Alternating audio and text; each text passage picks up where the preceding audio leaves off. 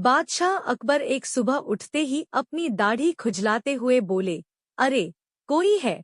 तुरंत एक सेवक हाजिर हुआ।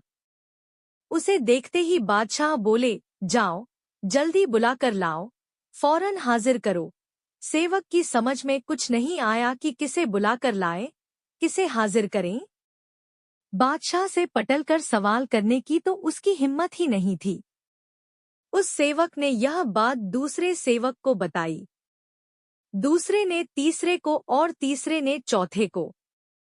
इस तरह सभी सेवक इस बात को जान गए और सभी उलझन में पड़ गए कि किसे बुलाकर लाएं, किसे हाजिर करें। बीरबल सुबह घूमने निकले थे। उन्होंने बादशाह के निजी सेवकों को भागदौड़ करते देखा तो समझ गए कि जरूर बादशाह ने कोई अनोखा काम बता दिया होगा जो इनकी समझ से बाहर है। उन्होंने एक सेवक को बुलाकर पूछा, क्या बात है? यह भागदौड़ किस लिए हो रही है? सेवक ने बीरबल को सारी बात बताई। महाराज, हमारी रक्षा करें। हम समझ नहीं पा रहे हैं कि किसे बुलाना है। अगर जल्दी बुलाकर नहीं ले गए तो हम पर आफत आ जाएगी। बीरबल ने पूछा, यह बताओ कि हुक्म देते समय बादशाह क्या कर रहे थे?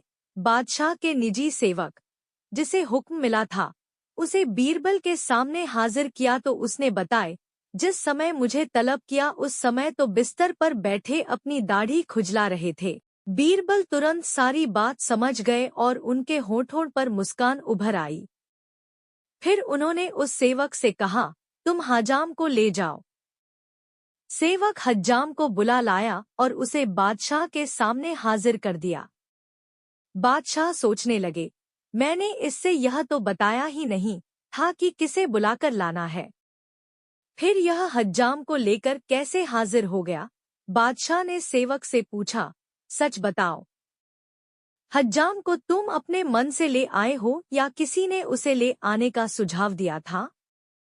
सेवक घबरा गया, लेकिन बताए बिना भी तो छुटकारा नहीं था।